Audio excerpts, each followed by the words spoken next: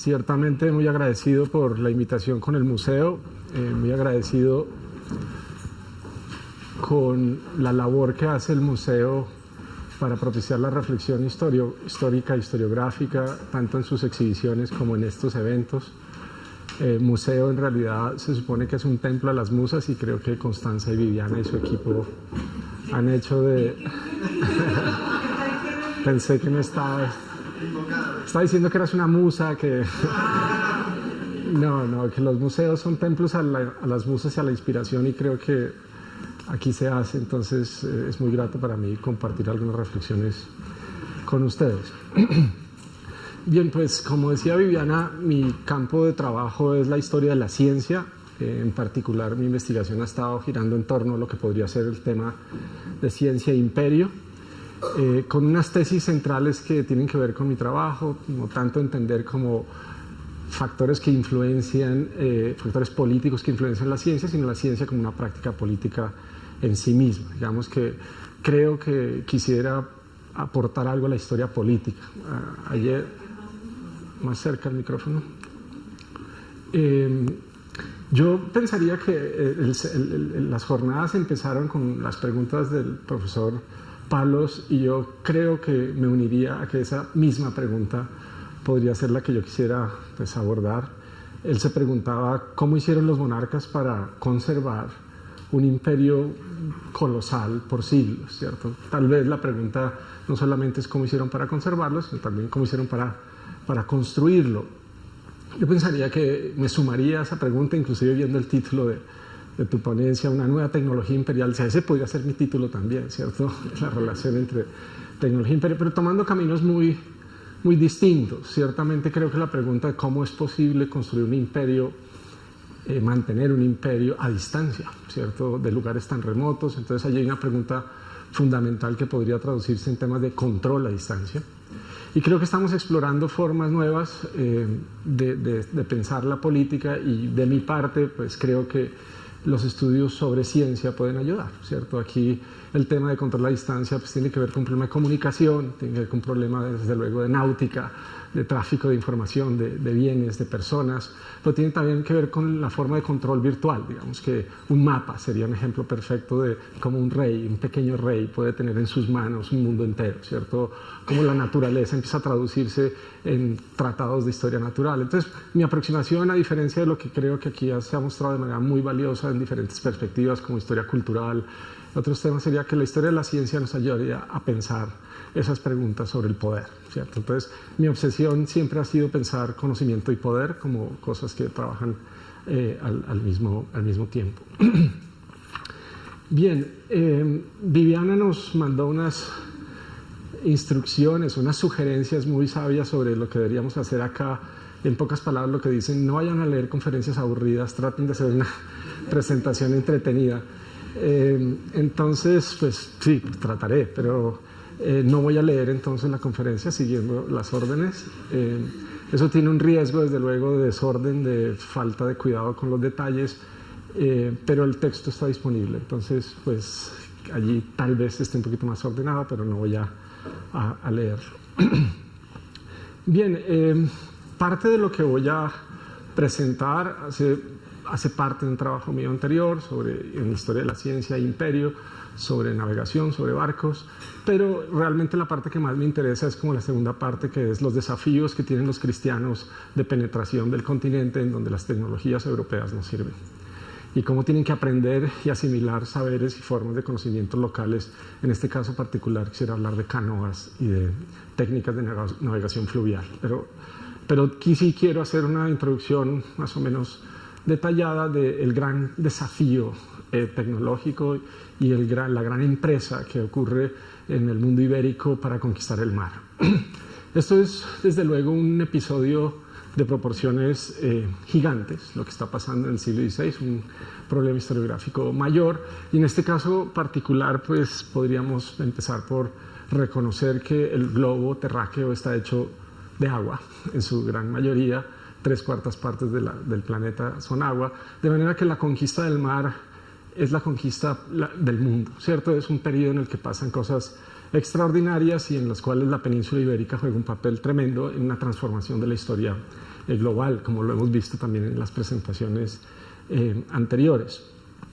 Estamos hablando entonces de una empresa política, religiosa y técnica de gigantes proporciones, ¿cierto? Y entonces, pues en parte lo que yo he tratado de mostrar es cómo fue eso posible, y eso requirió de una gigante empresa y acumulación de saberes en el solo tema de náutica. Se requirió fabricar barcos distintos, veloces, fuertes, movidos por el viento, pero no solo eso, sino técnicas de navegación astronómica. Eso ocurría como en una confluencia de saberes que voy a describir rápidamente.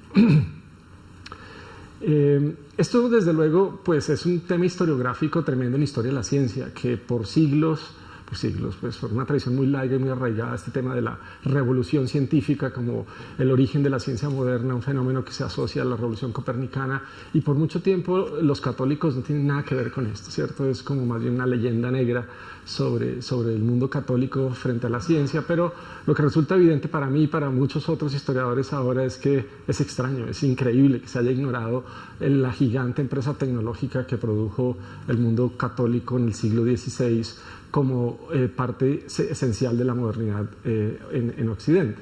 Entonces hay algo que hay que reparar, que se está reparando, que es el reconocimiento de ese mundo, una historia no solo eurocéntrica, sino anglocéntrica, que merece un reconocimiento a muchos otros aspectos. De manera que esa idea de la revolución científica ha sido como una prisión historiográfica, decía un historiador colombiano, en que ahora está rota, ya estamos liberados, pero hay un montón de trabajo por hacer. Ahora, pensar en la importancia para la historia de la modernidad occidental y de la ciencia moderna en la exploración europea del mundo tiene ya su tema, algo de eso hablaré ahora, pero nos enfrenta con un desafío aún mayor, que es empezar a entender las relaciones de los cristianos con otras culturas y el papel de ese encuentro de saberes y de esa traducción de saberes en la construcción de ese nuevo orden global moderno. Y en eso yo quería como enfocarme, en esa reflexión quería enfocarme atendiendo la invitación del día de hoy. Entonces, pues estas imágenes solamente como para dar pistas de la magnitud de esa leyenda negra y de la importancia de los logros, digamos, católicos en el siglo XVI. Si ustedes ven en esta imagen, puse comparando, esto ya ha sido muy comentado por otros historiadores, pero el que está a la derecha es la imagen del frontispicio de la gran obra de Francis Bacon, como un emblema de la filosofía moderna. El mundo inglés del siglo XVII pues es claramente como un emblema de modernidad, y Bacon elige como portada, como símbolo de su gran obra, esta imagen de una nave cruzando las columnas de Hércules, en este caso en el estrecho de Gibraltar, es decir, que es emblemático de ese gran momento histórico, la conquista del mar. Pero digamos que no es por un afán mucho menos nacionalista ni hispano en este caso, pero la misma imagen había sido usada mucho antes, 80 o 50 años atrás, en los manuales de náutica españoles. Y no sé si reconocen, pero esto pues es un emblema del imperio español muy claro, que tiene esta cinta que tiene una leyenda que es non plus ultra. Es como la idea de ya no hay límites para lo conocido, y las naves, estas grandes naves espaciales del siglo XVI, allí como emblema de todo un tiempo. Entonces, historiadores ingleses todavía se pondrían un poco nerviosos de que yo estuviera defendiendo de que la modernidad, Inglaterra copió a España. Tal vez no sea una idea muy clara, pero aquí hay una imagen que resulta por lo menos provocativa. No voy a entrar en detalles, pero es lindo que Bacon escoge una frase bíblica para ilustrar esto. Dice: muchos viajarán y el conocimiento crecerá. Una frase que se interpreta de muchas maneras, es una frase del Apocalipsis. También es un momento entonces como en algunos casos como de fin del mundo, inicio de una nueva era. Lo que está narrando Daniel en el libro, en el Apocalipsis, es la arrogancia, la soberbia de un rey humano que quiere dominar el mundo. Entonces aquí hay como un emblema también de esa idea de la soberbia o del poder del hombre sobre la naturaleza, ¿cierto? Entonces es un momento de autopercepción europea de control global, ¿cierto? Realmente la pregunta es cómo fue eso posible, ¿cierto? Somos herederos de un problemático eurocentrismo, pero desde luego que es innegable que Europa se sintió como centro del mundo y proclamó dominio de buena parte del planeta, y entonces la pregunta sigue siendo cómo fue eso posible. Bien, entonces decía que eso nos enfrenta con otro problema mayor. Yo voy a describir un poco lo que fue la hazaña europea, pero mi problema central es que nos vamos a encontrar con el tema de cómo reconocer otros tipos de saberes que se van a incorporar en toda esta empresa. Entonces, los historiadores hemos estado o silenciosos, o avergonzados, o molestos, o incómodos con cómo tratar esa relación con los otros, ¿cierto? Hemos tratado de combatir el eurocentrismo, entonces hemos querido reconocer las voces de no solo de los triunfadores, sino en este caso, digamos, de los nativos, pero es una tarea llena de dificultades, ¿cierto? Es una tarea que somos tremendamente torpes, seguimos prisioneros también de una manera de entender la historia muy centrada en Europa. ¿Cómo hacemos para tener la mirada del nativo en esta historia? Pues resulta tremendamente difícil. Somos necesariamente traductores. Entonces pongo aquí esta frase de Michel Calón que se refiere a la traducción. Traducir es desplazar, pero traducir también es expresar en nuestra propia lengua lo que otros dicen o quieren. Y finalmente lo que ocurre es que terminamos siendo los portavoces de los demás, y en ese proceso pues silenciamos al otro. Entonces, entre la mejor intención del etnógrafo más sensible, del posmoderno, del más patriota, posiblemente tenemos éxito en la traducción, y esa traducción es un riesgo porque terminamos silenciando al otro. Entonces hay que tener un enorme cuidado con esa idea. Existe la idea, bueno, vamos a recuperar los saberes de los nativos americanos, y siempre terminamos necesariamente en una traducción, que es un proceso necesariamente como un traductor traidor, ¿cierto? Entonces ese problema me parece tremendamente difícil y pues muy vivo en la historiografía contemporánea, de tratar de lidiar con esa situación. Bien, entonces un poco sobre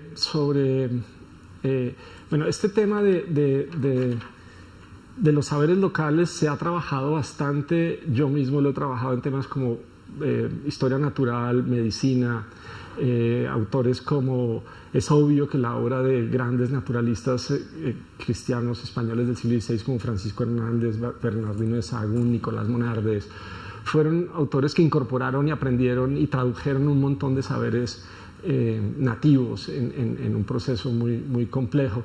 Pero eso no lo voy a comentar ahora, eso está en el libro de Las máquinas del imperio y en otros trabajos, sino que entraré más en el tema de otros saberes, que para mí es un tema nuevo, pero que con Constanza teníamos el sueño de hacerlo como un tema para posiblemente mostrar en el museo el tema de los saberes locales en términos de náutica o de navegación, y a eso llegaré en algún momento.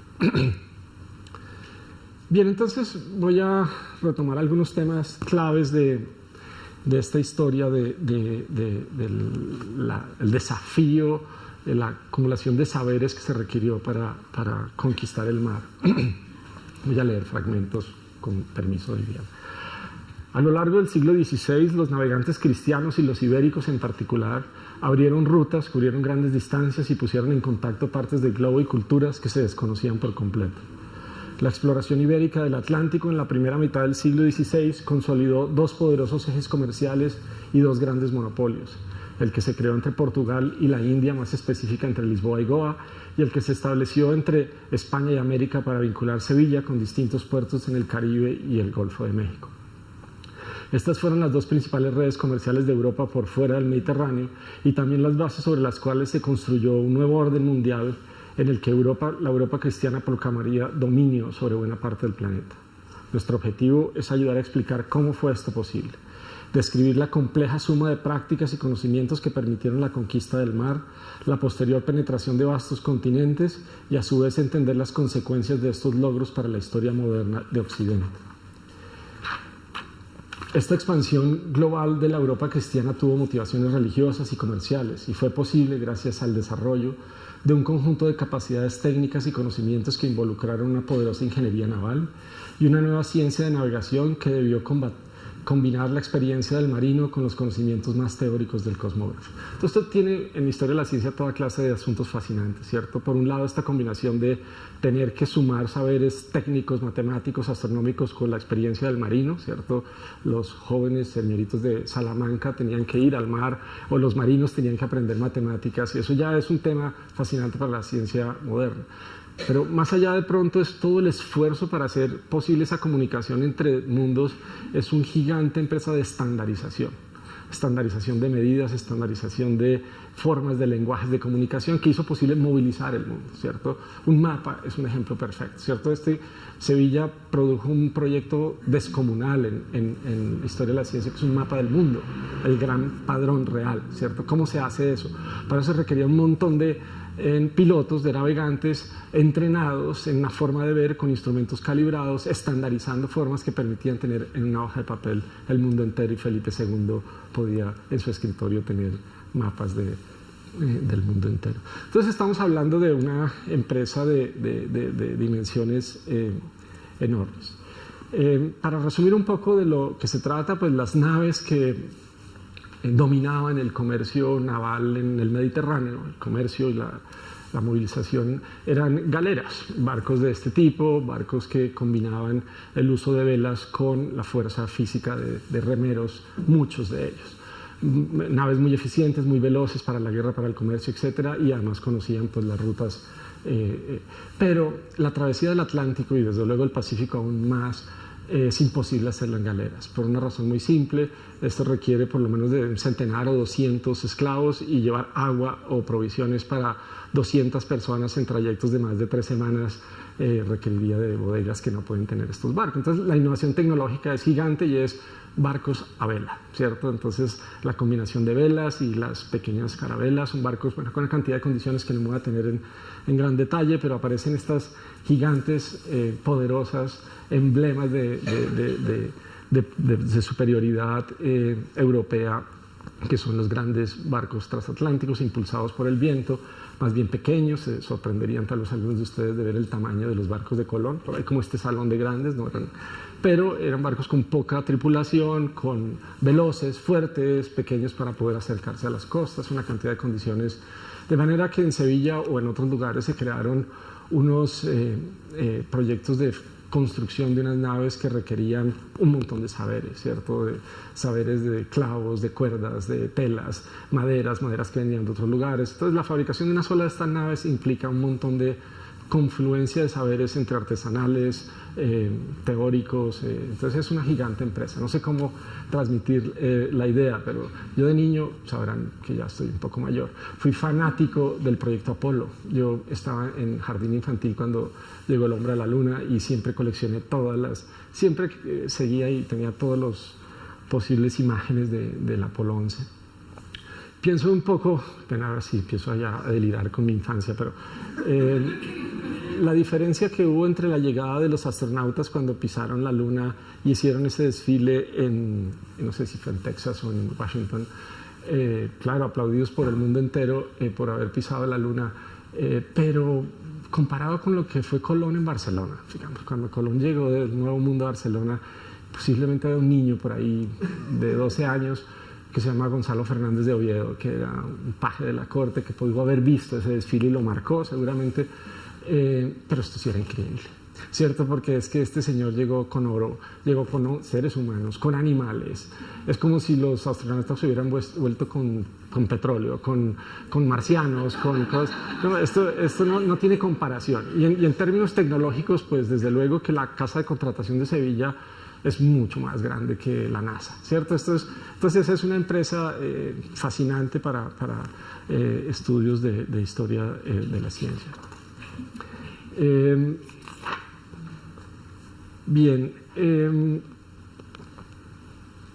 yo titulaba el texto que me ocupo de eso, Las máquinas del imperio, y era copiado de un libro que se ocupa de barcos, que oía esta idea como los barcos. Pero realmente creo que estas grandes máquinas no son solo las naves, son parte de una maquinaria mucho más grande. Entonces me parece más interesante la imagen de Sevilla, ¿cierto? Como este lugar fascinante, digamos que sí, de nuevo con deliraciones infantiles. Si pudiera viajar en el tiempo, no sé, tal vez iría al futuro a ver qué va a pasar, pero si tuviera que ir al pasado, yo me iría a Sevilla en 1620, ¿cierto? O 1520. De pronto. Esto sería un lugar, Nueva York es muy aburrido al lado de lo que estaba pasando en esta ciudad, con todos estos astilleros, con la confluencia de barcos que llegaban de todas partes, ¿cierto? Y la Casa de Contratación fue una institución que en principio era como una aduana, pero luego se convierte en institución de carácter científico y tecnológico tremendamente poderosa. Tenía que poner las reglas para toda la fabricación de barcos, para la fabricación de instrumentos de navegación, el entrenamiento de pilotos. Entonces, una empresa política y científica de manera inseparable que podría ser en Sevilla. Bueno, en otros puertos obviamente europeos tienen características similares, pero Sevilla es sin lugar a duda un lugar único.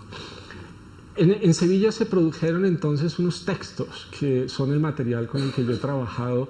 Fueron un conjunto, no sé, más de 20 manuales de náutica, unos libros que enseñaban a los pilotos a navegar grandes océanos, pero tenían toda clase de temas, desde fabricación de barcos, manejo de la tripulación, manejo de los víveres, del agua, todo lo que sea necesario para conquistar el mundo. Son unos manuales para el imperio, son unos manuales de conquista global, y se concentran de manera particular porque el mayor desafío tecnológico que implicó esta hazaña no es tanto la fabricación de barcos, sino no perderse en el mar. Y es el desarrollo de esto que llaman navegación de altura, y es que en el mar, como en los grandes desiertos, no hay rutas, no hay caminos, no hay referentes visuales, y los católicos del siglo XVI tienen que aprender a saber dónde están en el globo mirando el cielo. Y esta es una fascinante historia de cómo se pudo los portugueses en primera instancia salir del Mediterráneo y saber dónde están en el mundo con unos aparatos que les permitían identificar la latitud y de manera muy compleja la longitud, pero ciertamente herencias islámicas. Entonces también aquí hay un tema que resulta a veces como ignorado, pero los árabes tienen aquí un papel gigante del que claro no me voy a ocupar ahora.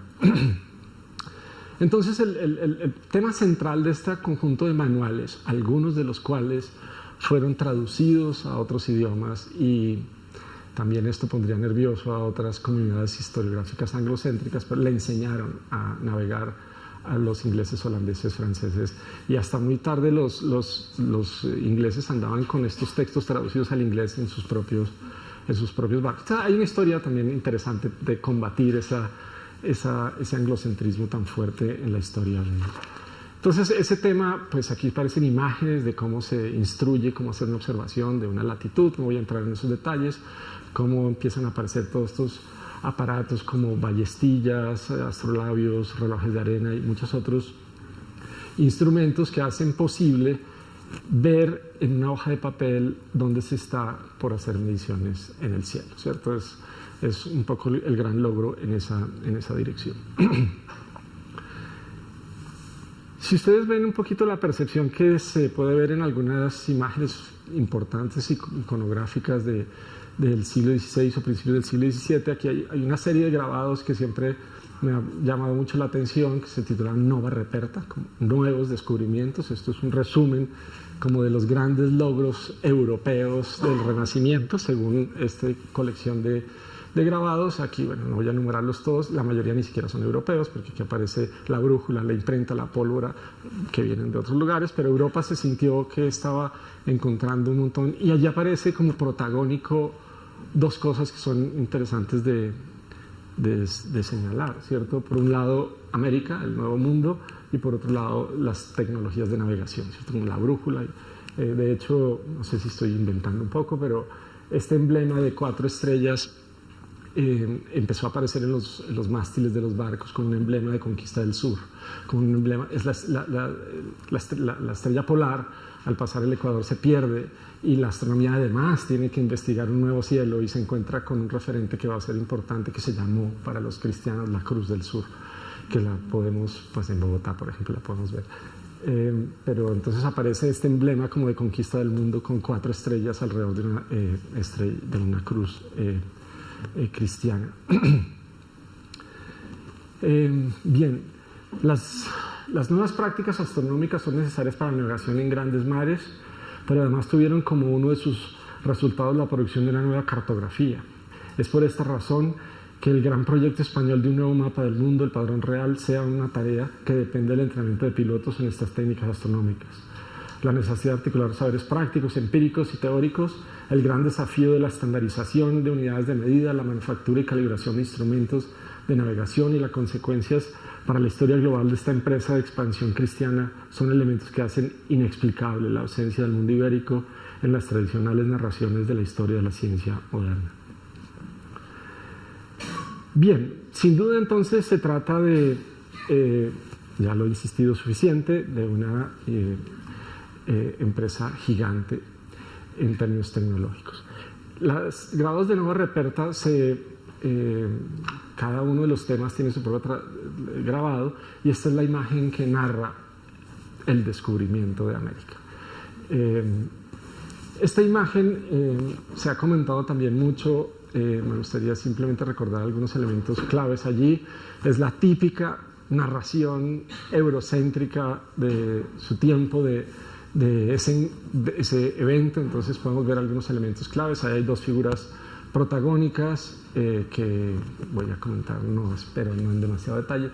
Pero aparece por un lado, de este lado de la imagen, Europa. Europa representado por un hombre, en este caso encarna Américo Vespucio, está vestido y tiene en sus manos dos cosas que no podemos ignorar. Por un lado tiene en la mano, en este caso izquierda, un astrolabio, o sea, el emblema de la tecnología de la navegación de altura que estaba brevemente describiendo, pero en su otra mano tiene el emblema de la cruz, ¿cierto? Entonces son como los dos grandes emblemas de la superioridad europea en términos culturales. Detrás de Américo Vespucio están las grandes naves, no pueden faltar en todos los grabados, siempre están estas naves representadas, y entonces aparece esta idea de la acción europea, ¿cierto? Es un grado que cuenta algo como en una versión unidireccional. Europa pone la acción. Del otro lado aparece encarnando a América una mujer, entonces aquí hay una situación de género interesante, desnuda, pasiva, está como esperando. Entonces esto es la hazaña europea de lo que se está describiendo, y bueno, hay un montón de cosas interesantes para mirar allí. No sabemos qué está sugiriendo esta mujer, pero puede estarse ofreciendo. Está todo el tema del paraíso, no solamente el dorado, sino el dorado sexual y toda esta. Y los viajeros son hombres, no hay mujeres en los barcos. Más adelante algunas prostitutas, pero esto es una empresa masculina y no creo que hayan visto muchas tetas los católicos. Entonces este es un encuentro con un mundo que resulta fascinante para los hombres desde ese tiempo. Y esta mujer está invitándolos como a una especie de asado atrás de carne humana. Entonces aparece como los bárbaros que comen carne humana. Animales un poco raros, bueno, en fin. Pero el punto que yo quería realmente detenerme hoy es que es el contraste que hay en la imagen entre el astrolabio, estas gigantes naves, y de manera no tan visible, pero por acá aparece, y no falta, y es curioso que esté un remo. Entonces, pues está como la superioridad europea es evidente, ¿no? Pueden cruzar los mares, pero por aquí aparece un remo que yo lo voy a hacer protagonista en lo que viene más adelante. La concepción europea de la población americana obviamente es siempre de inferioridad, pero sobre eso no voy a insistir. Y cuando se habla de los saberes nativos, por ejemplo en medicina, pues siempre se habla de supersticiones, de barbarie, de ignorancia, pero al mismo tiempo se están usando todo el tiempo estas cosas, ¿cierto? Empezando porque el gran problema es que los viajeros europeos no podemos entenderlos como con contacto directo con la naturaleza. Los exploradores no podían, se perderían, ¿cierto? Tendrían que tener interacción con los habitantes de América en muchas razones de manera muy profunda. No podían ir probando plantas a ver cuáles les daba algún remedio, tenían que ver qué hacían. Entonces, pero ese tema de la historia natural ha sido ya bastante explorado. Pero algo similar ocurre con el tema de la navegación o de la tecnología, digamos, de transporte fluvial en este caso, o marítimo en algunos casos. José de Acosta, por ejemplo, entonces explica un poco esa superioridad europea en la tecnología de náutica europea. Entonces, al explorar algunas islas cercanas al continente y ver que están vacías, la explicación es que no carecen de la tecnología para navegar en alta mar. La explicación de esa situación dice: a esto se alega que en ninguna tierra de India se ha hallado navíos grandes, cuales se requieren para pasar golfos grandes. Lo que se hallan son balsa o piraguas o canoas, que todas ellas son menos que chalupas, y de tales embarcaciones solo las usaban los indios, con las cuales no podían engolfarse sin manifiesto y cierto peligro de pereceder. Y cuando tuvieran navíos bastantes para engolfarse, no había de aguja, no sabían de aguja, ni de astrolabio, ni de cuadrante. Si estuvieran 18 días sin ver tierra, era imposible no perderse, sin saber de sí. Vemos islas pobladísimas de indios y sus navegaciones muy usadas, pero eran las que digo que podían hacer indios, canoa o piragua y sin aguja de marear. Entonces hay una clara reflexión sobre la superioridad europea porque pueden atravesar los océanos. Sin embargo, la conquista del Nuevo Mundo tiene este episodio que podemos recrear, me hubiera podido quedar aquí hablando de eso todo el tiempo, de conquistar el mar. Pero es solo el comienzo de la historia. El desafío mayor viene cuando están en la costa y tienen que penetrar un continente hostil, ¿cierto? Se enfrentan a un continente habitado, a un continente con personas que no están contentas con el arribo y tienen que combatir, se enfrentan a un clima, a una geografía que es absolutamente desconocida de manera y una dimensión gigante, de manera que el desafío de cruzar el mar tal vez es menos complejo que el de entrar al continente. Y todos estos sistemas tecnológicos, la maravilla que estaba describiendo yo de la casa de contratación de sus pilotos y sus naves, es completamente inútil en este momento, ¿cierto? Los barcos quedan varados cerca de la costa y no hay manera de entrar. Y lo dicen todos, Colón y todos dicen, pues no nos sirven nuestros barcos, aquí quedamos, entonces necesitamos unos navíos pequeños que no son los que tenemos, ¿cierto? Entonces, pues ahí hay una situación que viene esta segunda parte de la historia que resulta interesante de reconocer. Entonces, las crónicas, y esto pues lo vine a descubrir como después de escribir el libro Las máquinas del imperio, los cronistas todo el tiempo están hablando de los ríos se vuelven un tema muy importante, y de las habilidades de los nativos para manejar los ríos, ¿cierto? Y empiezan a describir todos estos episodios y procesos en los cuales tienen que aprender de los nativos para poder entrar al continente americano. No sé si valga la pena, pues tal vez no lo leo todo, son citas un poco largas y los podría dormir con citas y citas de referencias a los peligros que son los ríos y a que estos salvajes lo saben manejar muy bien. Usan los indios de 1000 artefactos para pasar los ríos. Y empiezan estas descripciones de lo que conocemos nosotros por tarabitas, como cuerdas, de especies de balsas que van jalando con su nado, de canoas y otras formas, que son muy hábiles nadadores. Estas y otras 1000 maneras que tienen de pasear los ríos ponen cierto miedo cuando se miran por parecer medios tan flacos y frágiles, pero en efecto son muy seguros. Entonces ahora empieza todos estos testimonios de la admiración que tienen por la habilidad de movilizarse. Estoy hablando de la movilización por agua, que resulta tremendamente conveniente.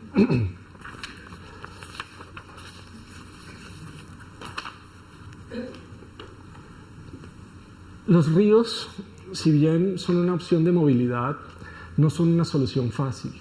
Los ríos americanos son muy distintos a los europeos y resultan también difíciles y peligrosos para quienes no tienen experiencia y el conocimiento adecuado. Es decir, pues el Orinoco, el Amazonas o el río Magdalena no son el Guadalquivir, ¿cierto? Son ríos de otra naturaleza. En este caso, son los cristianos los que carecen de las técnicas y habilidades para dominarlos. Así son frecuentes los testimonios que hacen evidente la habilidad de los nativos y la ayuda que estos saberes pueden prestar a los objetivos de los exploradores.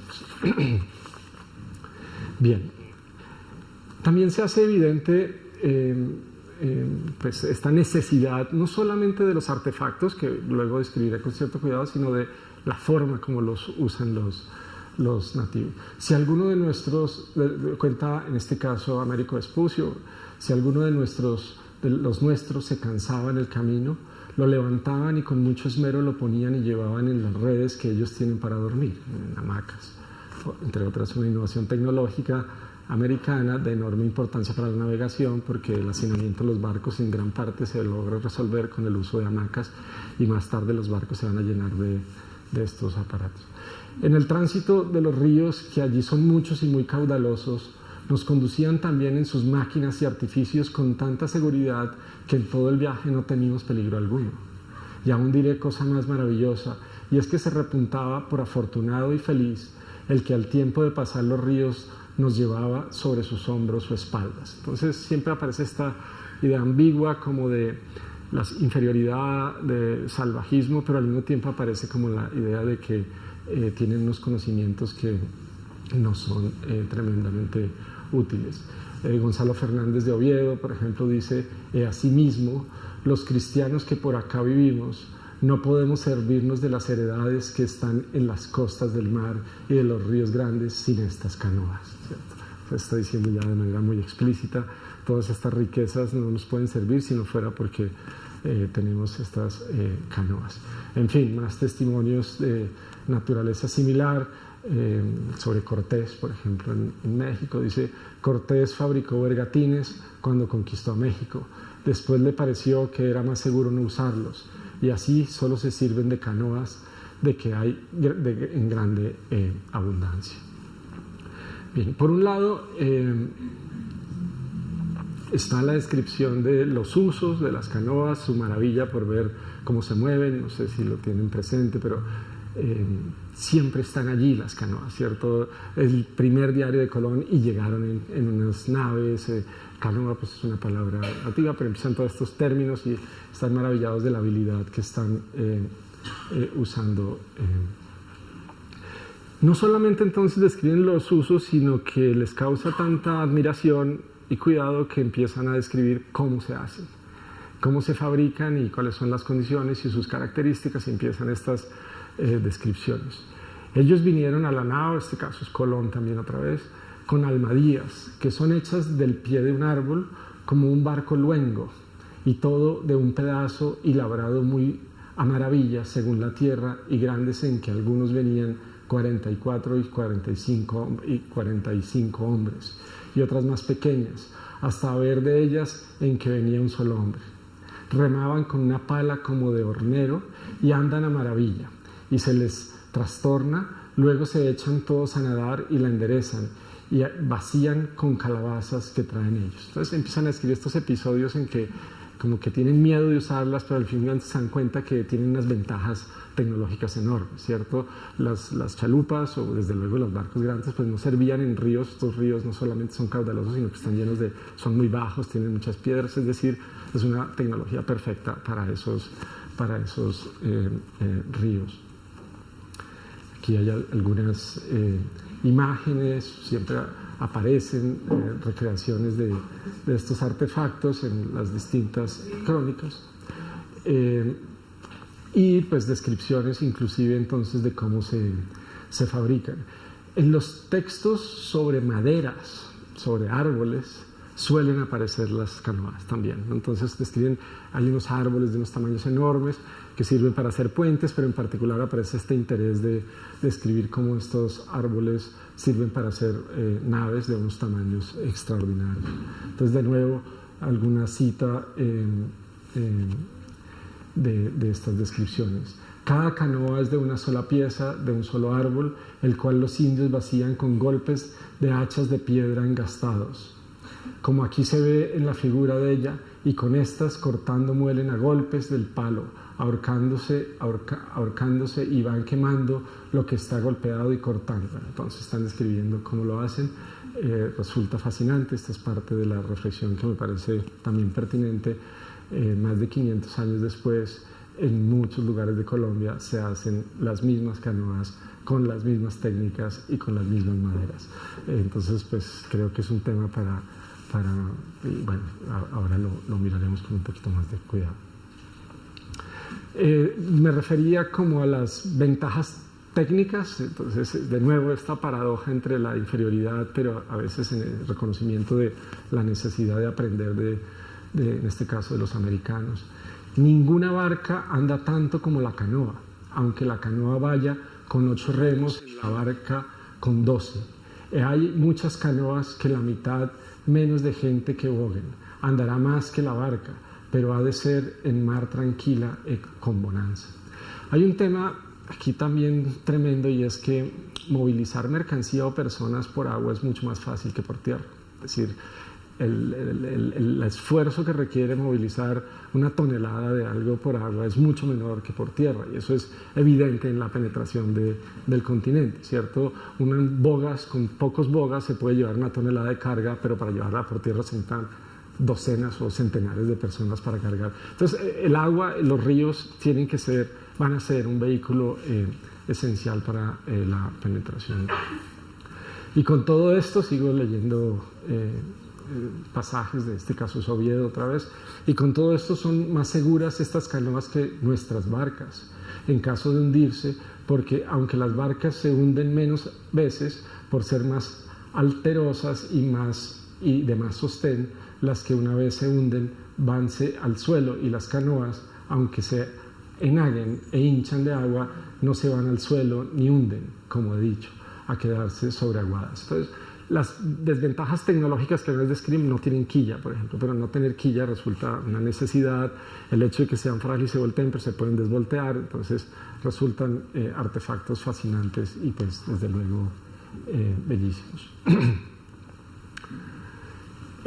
No sé si hay algo de exageración, pero posiblemente no, porque realmente hoy se ven canoas de un tamaño sorprendente, ¿cierto? Son un solo palo, pero estoy hablando de solamente un tipo de vehículo, que es estas canoas de una almadía o canoa, dice Colón, de 95 palmos de longura, de un solo madero, muy hermosa, y que en ella cabrían y navegarían 150 personas.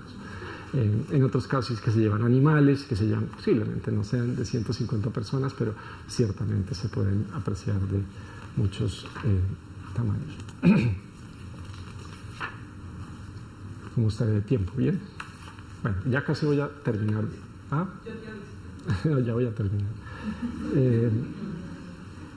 Bien, unas pequeñas reflexiones finales. Ahora ya me estoy arrepintiendo de no haber leído el texto porque creo que se perdieron detalles, pero no importa. La conquista del Nuevo Mundo no termina en el mar. El arribo a las islas o a las costas de tierra firme en las Indias Occidentales es el comienzo de un reto mayor. De la soledad del mar y el confinamiento de las naves, los viajeros ahora se enfrentan con tierras de extensión insospechada y a una naturaleza exuberante, bella y hostil al mismo tiempo. En América, los cristianos se encuentran con una parte de la creación de la cual no existían testimonios y con una naturaleza cuyo dominio requirió de una intensa labor. Para el control del Nuevo Mundo desde Europa es ahora necesario no solamente el registro y el acopio sistematizado de las rutas de acceso o el contorno de las costas, sino también de cada uno de los objetos que componen el mundo natural, los ríos, las montañas, las poblaciones y sus pobladores, las fuentes de minerales valiosos, las plantas y los animales. La ruta transatlántica es un desafío lleno de dificultades, pero una vez en tierra los cristianos se enfrentan con territorios ocupados, y la conquista de América fue también una violenta invasión que debió no solamente enfrentar la resistencia de los nativos, sino usar sus conocimientos. La penetración de los continentes supone la navegación fluvial por ríos desconocidos y difíciles, largas jornadas por climas tropicales, selvas y pasos por cadenas montañosas interminables. A pesar de la evidente riqueza natural del Nuevo Mundo, los europeos carecen de los conocimientos adecuados para procurar alimentos, combatir animales y protegerse de los climas tropicales. Para lograr la penetración del continente, la superioridad tecnológica europea ya no es tan obvia, y los cristianos necesitan ahora de técnicas locales. Bien, finalmente, unas pocas imágenes de estos artefactos en el siglo XXI, ¿cierto? En nuestro país, y entonces podemos ir al Caribe, podemos ir al Pacífico, podemos ir al Orinoco, al Amazonas, a lo largo de todo el río Magdalena, y Colombia hoy en día está lleno de canoas. No sé si hay más canoas que motos, pero hay muchas canoas que siguen jugando un papel esencial. En lo más perdido del Bichada aparecen tradiciones nativas que construyen canoas. Las canoas tienen significados muy importantes, juegan papeles culturales tremendos. Los niños aprenden a usarlas desde muy jóvenes. Desde luego esto ya viene a ser un tema de culturas híbridas en la mayoría del país. Empezamos a ver una cantidad de artefactos mezclados otras formas de fabricar, ya con tradiciones que vienen de otros lugares, no solo de Europa, sino posiblemente de Oriente, de otros lugares.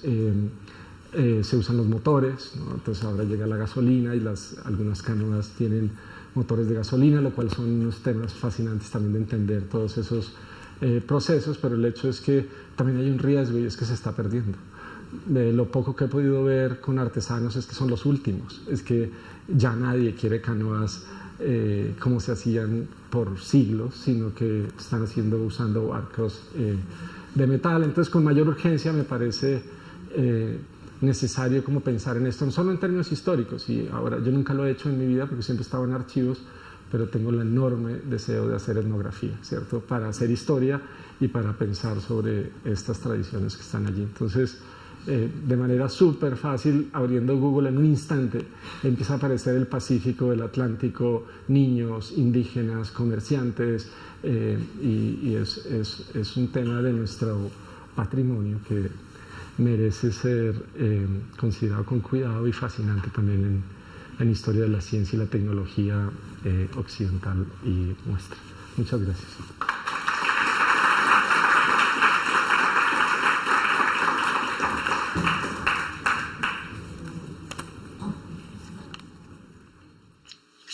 Bueno, muy bien, Mauricio, muchísimas gracias.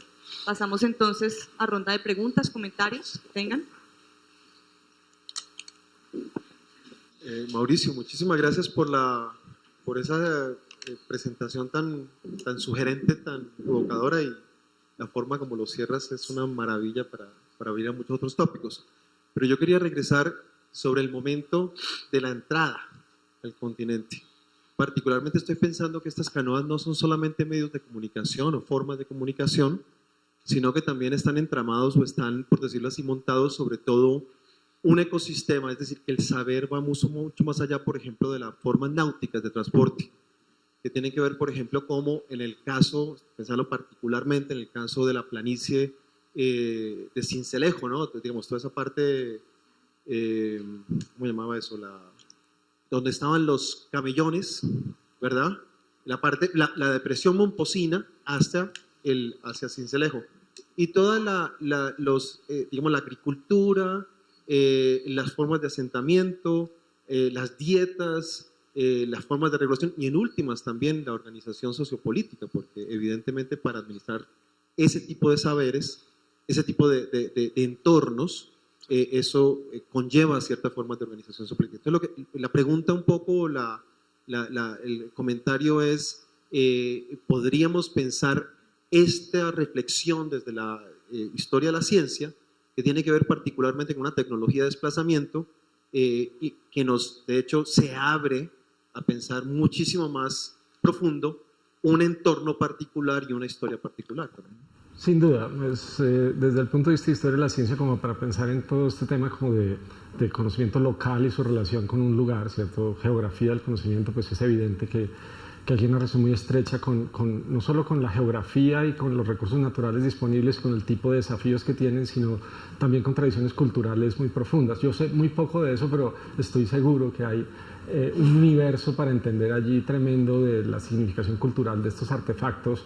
No sé si a eso te refieres un poco, pero me atrevo a recomendar un libro no hay mucho trabajo sobre esto, pero un antropólogo que se llama César Giraldo tiene un libro sobre saberes de navegación en el Pacífico, y lo que nos describe allí va mucho más allá de esta historia, sino es un tema que tiene que ver con danza, con cuerpo, con una cantidad de hábitos donde la canoa juega un papel fundamental. Si tú piensas, por ejemplo, la diversidad de remos que hay, no sé si lo han visto, son piezas muy lindas, pero son de tamaños, formas, y tienen razón de ser para ciertos usos, para mujeres, para remar sentado, para remar parado, para ríos caudalosos, para pescar, para toda clase que no existe tratado sobre eso, ¿cierto? Le preguntas al artesano de hidrostática o de hidrodinámica y no, pero este es el remo, esta es la madera, porque es útil para estos oficios. Entonces, no sé si caiga yo en el peligro de la traducción, pero eso es lo que yo quisiera indagar un poco más sobre todos esos detalles y la relación con prácticas culturales, no solamente como un vehículo de transporte, sino, por ejemplo, entiendo que en ciertos indígenas del Bichada la canoa es símbolo de paz. porque es de comunicación y cuando hay guerra entre ellos llevan de regalo una canoa, como si fuera un emblema de que esto nos permite entrar en contacto. Son cosas que los niños empiezan a usar. Entonces, hay un mundo allí que puede ser en tratar de ir a, no sé si estoy contestando tu pregunta o simplemente pensando en otra cosa, pero muy perdidos en las selvas del Amazonas, pero también en Onda o en grandes ciudades, estos empiezan a tener, entonces por ejemplo el tipo de maderas, no sé si te refieres a eso, pero el tipo de palos que son propios de ese lugar, y son saberes que, insisto, me parece una verdadera pena que se pueden perder muy fácilmente, porque ya no hay necesidad o hay otras tecnologías que están sustituyendo estos saberes y sus relaciones con las culturas, y parece ser un artefacto profundamente rico para mirar dimensiones muy diversas, no solo historia de la tecnología. No sé si por ese lado estabas pensando. Sí, sí. Digamos más puntualmente, toda esa parte del cine, donde digamos, esas formas tradicionales desaparecieron. Eran grandes canales, es decir, el transporte no era simplemente ir de un lado a otro, era la forma de vida cotidiana. Y era una forma donde había una economía, donde había una forma, ¿no? Y particularmente eso, pensando un poco en lo que, como tú terminas, la canoa desaparece. Esta parte de la ciénaga momposina que previamente era habitada, ¿no? Que hoy en día es un pantano y están viendo a ver cómo la secan, digamos que es la mirada contemporánea, estaba de hecho habitada y era productiva y tremendamente rica, capaz de sustentar una población, ¿no? Ok, gracias. Mauricio, a mí me genera curiosidad una cosa, y es que, bueno, si uno piensa que el viaje transatlántico es casi que la mitad que el viaje por el río Magdalena, y este viaje lo están haciendo fluvial por canoa, ¿cómo es ese tránsito de estar 6 meses en el Magdalena en una canoita así, para comer, para dormir? Y si le hacemos caso a Colón, iban 150 personas allí metidas, o sea, ¿cómo solucionar? No sé si de pronto, así como has podido averiguar en los barcos esa vida cotidiana, ¿cómo es esa cotidianidad en la canoa alrededor del río? Sí, no, yo creo que para mí es un tema nuevo, y yo sé que existe en la literatura, por ejemplo sobre bogas, todo el tema de cómo se evolucionó esa tecnología hasta los barcos de vapor. O sea, ya hay una historia tremenda de cómo. Pero claro, es que la penetración del continente, pues, no sé si estoy exagerando, pero no se hizo solo por ríos, ¿no? Pues los ríos jugaron un papel importante, pero por tierra un montón. Los ríos tienen otra característica que no mencioné, y es que son trayectos muy largos. Es decir, como son serpentinos, pues el trayecto se vuelve muy largo. Entonces tenían que combinar, pero las canoas tienen otra posibilidad, y es que se pueden cargar, entonces pueden llevarlas por tierra. Entonces, pues obviamente creo que fue clave para la penetración europea, pero no fue el único medio. Por otro lado, tenían que aprender de los nativos de los caminos y andar.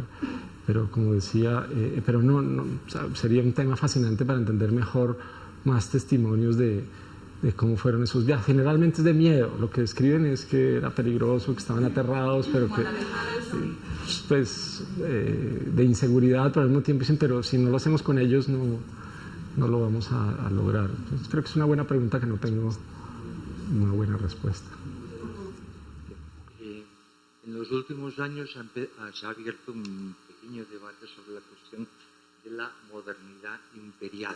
Un debate, en cierta manera, suscitado por la idea de que los imperios modernos empezaban a ser los imperios de los holandeses y de los ingleses, y que, en cambio, los imperios españoles y portugueses eran imperios premodernos, eran imperios de dominación, eran imperios que no llevaban civilización. Bueno, entonces yo, de hecho, ayer, si hubiera tenido más tiempo, hubiera reflexionado un poquito sobre esta idea, pero tú, al inicio de tu intervención, has hecho también alguna referencia a la cuestión de la modernidad. Y entonces, yo te quería preguntar si tú consideras que, desde el punto de vista de la contribución tecnológica, realmente los imperios de los españoles y de los portugueses pues fueron una contribución a la modernidad científica, ¿no? Yo me planteaba la modernidad más en cuestión la tecnología más en clave de técnica de gobierno, pero tú lo has planteado en clave, digamos, de avance científico. Pues, ¿tú crees que son imperios modernos en ese sentido? ¿No? Sí, creo que hay un debate genuino para dar que es muy, muy interesante, ¿cierto? Pero, a ver, un poco el problema con la historia de la ciencia es que yo creo que ya no estamos buscando como el lugar de origen o la fecha de cumpleaños de la ciencia moderna, que antes tenía como una cosa muy precisa, no sé, Galileo como padre de la ciencia moderna. Yo creo que esa idea ya nadie está buscando como el origen de la ciencia moderna, porque es que algunos como Jorge Cañizares han dicho cosas como las raíces ibéricas de la ciencia moderna. Entonces ahí hay un tema con el que yo no me interesa tanto como decir, no, es que la verdadera ciencia moderna empezó con los católicos del siglo XVI, pero lo que sí es evidente es que el papel que jugaron los católicos ibéricos de la temprana modernidad en la construcción de la Europa moderna es absolutamente fundamental. Y en la historia de la ciencia es un capítulo ahora ineludible. Hay un libro muy importante reciente de un historiador holandés que se llama Harold Hoek, y él dice, y yo lo cito muchas veces, dice, no es una coincidencia que la ciencia moderna haya emergido en el mismo momento del comercio global. Y tiene toda una tesis sobre ese tema de la importancia de comercio global y ciencia moderna, y está pensando en Holanda y en Inglaterra, siglo XVII, ¿cierto? Digo, la cita me sirve perfecto, pero para hablar del mundo ibérico 150 años antes, ¿cierto?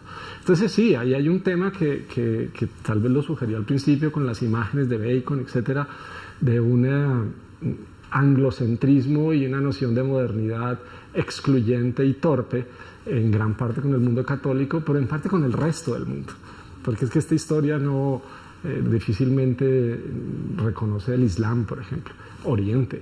Y estoy metiendo estos granitos de arena incluso el Nuevo Mundo. O sea, la modernidad como un problema que pues hay varias modernidades, por decirlo así, o una historia que no se puede reducir a un logro de la Europa del norte protestante.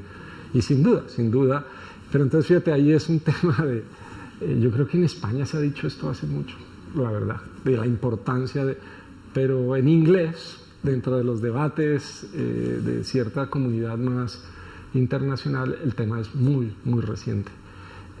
Y creo que es necesario y todavía mucho por hacer en mostrar esas relaciones. Yo me he ocupado de mostrar incluso las relaciones directas entre estos manuales e Inglaterra. Hay una famosa visita de un emisario de la reina Isabel que va a Sevilla, visita la casa de contratación y vuelve y dice, tenemos que hacer lo mismo.